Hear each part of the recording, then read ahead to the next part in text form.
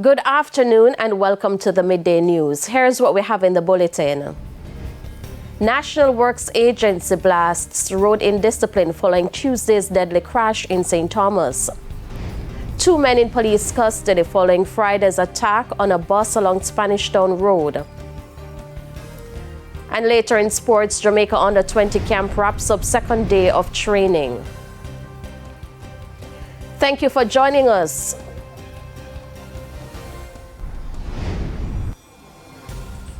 Thank you for joining us. I'm Shamela Pullen. Here are the details.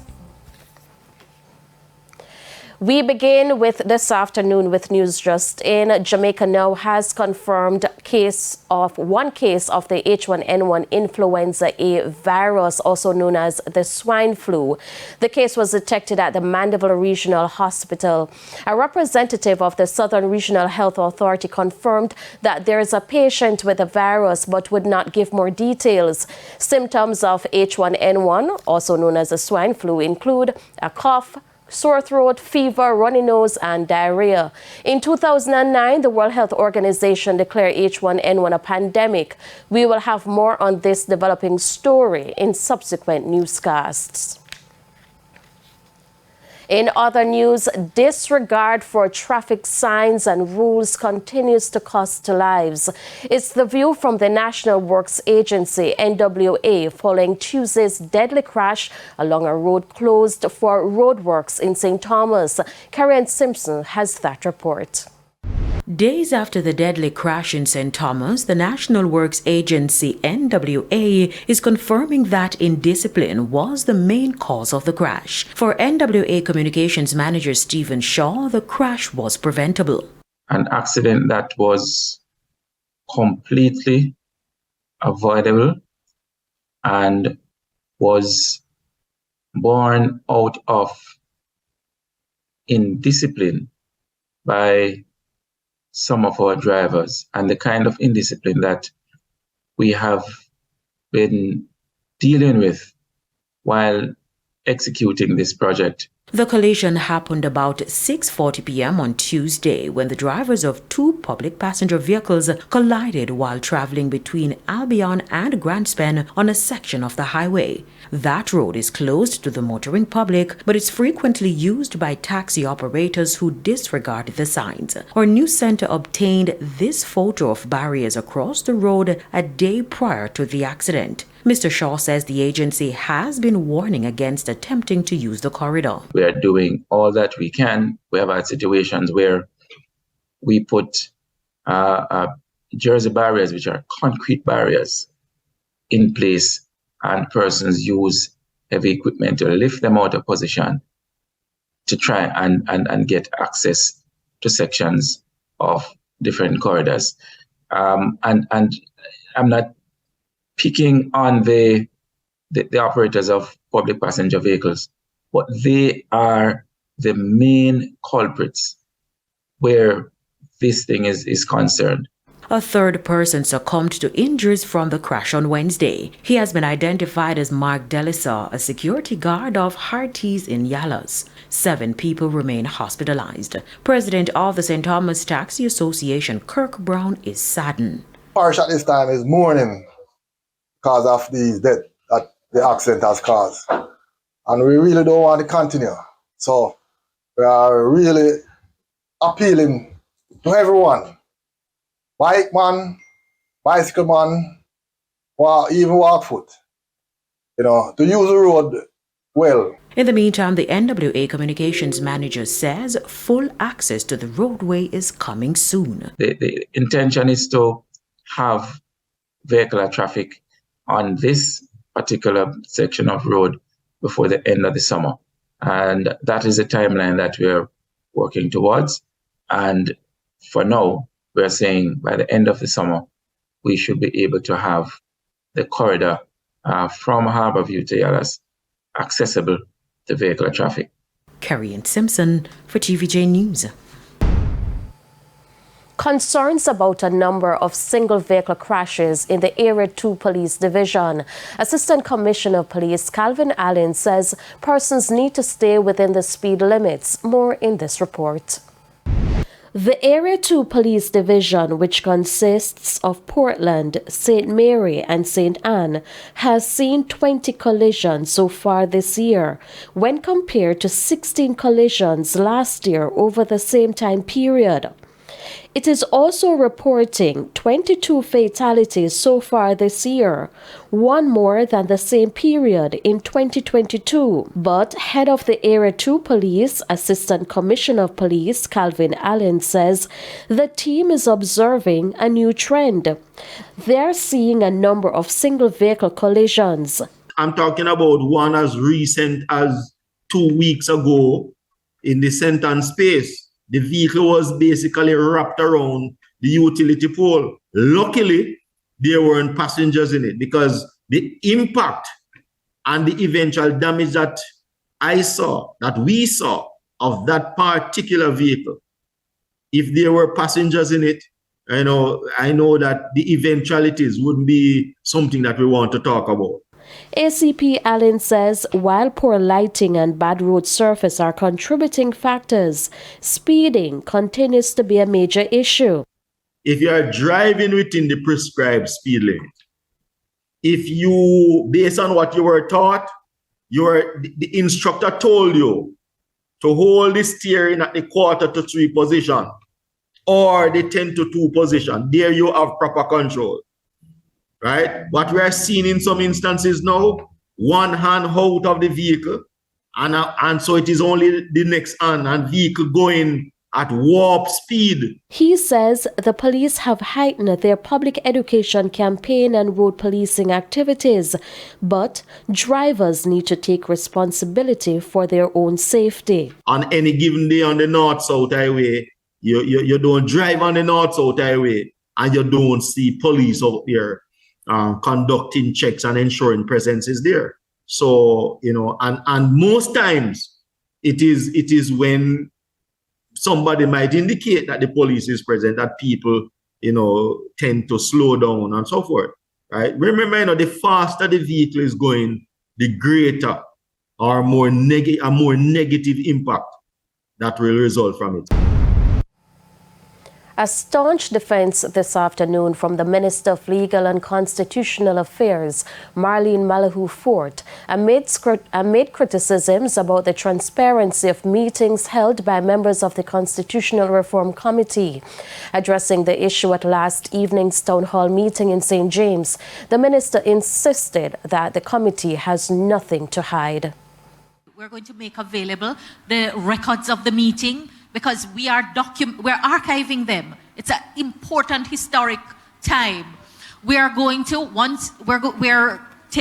considering how and when we release the minutes of the meeting for those who would like to see. So that one issue is what I hear a lot of people say. They want to get a bird's eye view into the room when we are discussing the matter.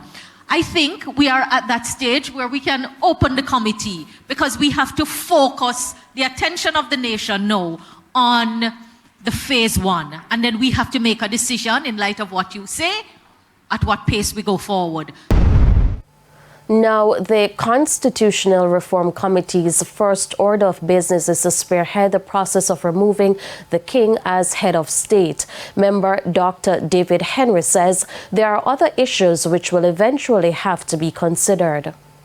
Should we elect directly our Prime Minister, for instance? Should we elect directly our senators who presently are appointed? Those are relevant questions for our consideration, because republic, and the word public, it is speaking about governance by the people, the supremacy of the people, and we need to really explore very carefully how best can we do that, and if what we have now, it's a democracy, but can our democracy be improved? The St. Andrew South Police have 2 men in custody in connection with Friday's attack on a public passenger bus along Spanish Town Road. The cops say at least one of them will be charged. More in this report.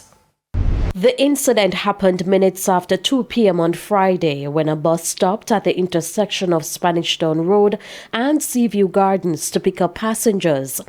2 armed men opened fire on a man who was about to enter the vehicle.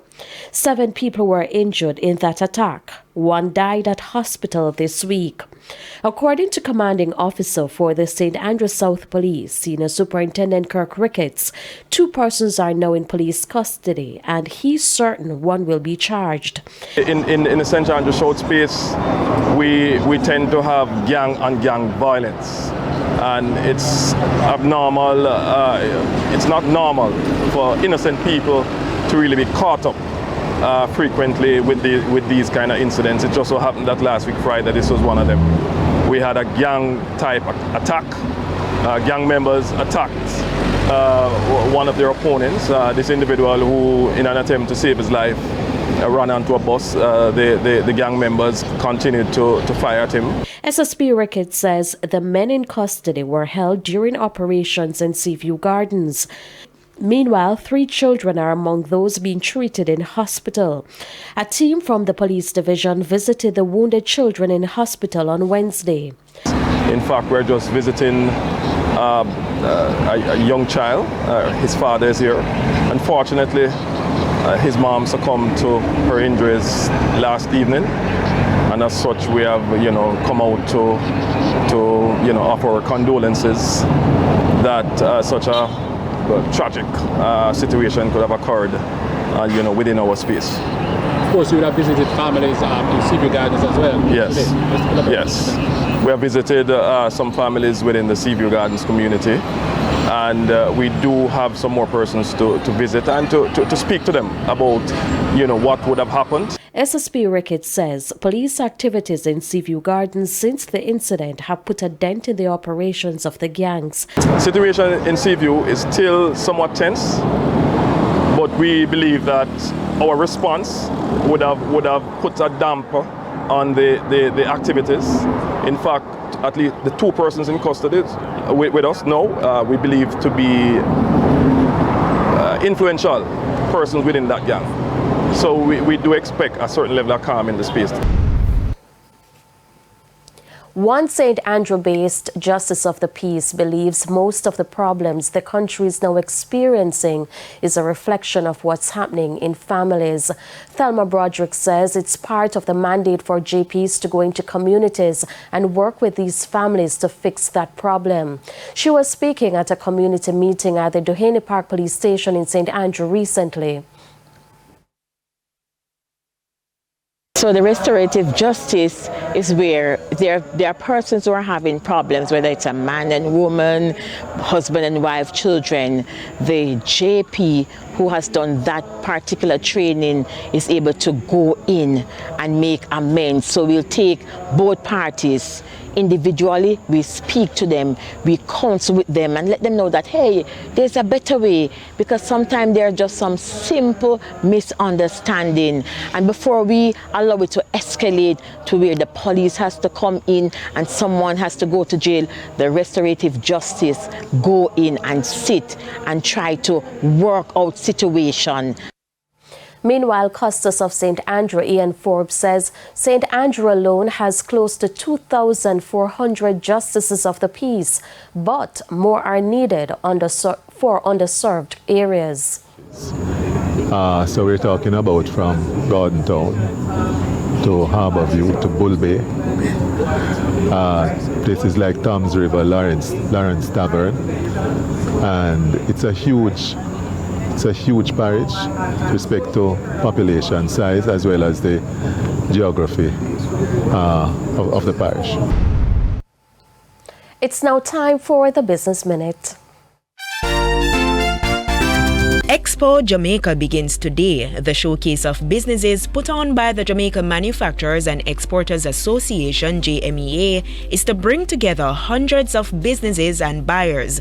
JMEA President John Mahfood says the event is set to be one of the largest yet. We have a record 600 buyers registered, about 250 overseas buyers. We have about 350 or more exhibitors. So it is sold out, and I really think that, it's a point in time now that marks the end of COVID. and hopefully our manufacturers who participate will really take advantage of this opportunity to grow our exports. Mr. Mahfouz says the event will provide opportunities for new businesses partnerships for local manufacturers and exporters. Further afield, shares of Meta, Facebook's parent company, jumped 12% after its earnings far exceeded Wall Street analysts' expectations. Meta says sales grew by 3% in the first quarter of the year, following 3 consecutive quarters of revenue declines. But when compared to last year, the news is not as impressive. Meta says first quarter profits are down more than 20% from the same time last year. The company is in the middle of a massive restructuring with more than 20,000 layoffs announced. And that's the Business Roundup. I'm Raquel Porto. Time now for the top regional and international stories. In the region, the head of the United Nations office in Haiti has warned the UN Security Council that the people in the French-speaking CARICOM country need help now as the country slides deeper into violence. According to the special representative of the Secretary General and head of the United Nations Integrated Office in Haiti, Maria Isabel Salvador, gang violence is expanding at an alarming rate in areas previously considered relatively safe in the capital Port-au-Prince. The UN says compared to the first quarter of 2022, criminal incidents including homicide, rape, kidnappings and lynching more than doubled for the same period in 2022 to 1,647. And a law limiting access to assault weapons was passed in the state of Washington. Gun safety groups have hailed the restrictions, but gun rights advocates call it virtue signaling doomed to fail at the Supreme Court. Washington has become the 10th state in the United States to restrict the sale of assault-style weapons. The bans are a response to recent mass shootings across the U.S. And those are the top regional and international stories. I'm Carrie Ann Simpson. We head to a quick break. When we come back, we'll have your midday sports report.